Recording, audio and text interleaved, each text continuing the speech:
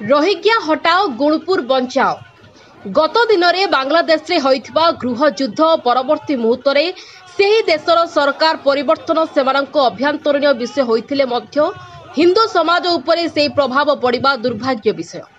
से देश में कट्टरपंथी माने हिंदू मानक उपरे अत्याचार करिबा, माँ भौणी को बलात्कार करिबा, हत्या करिबा, हिंदू मानक संपत्ति को नष्ट करिबा, हिंदू मंदिर गुड़ी को नष्ट करिबा समग्र विश्वर हिंदू समाज निमंते यह असह्य। एभली कृत्य मानव समाज निमंते घृण्य। से देश गठन में हिंदू मानक भूमिका और आंभ भारत वर्षर भूमिका गुरुत्वपूर्ण।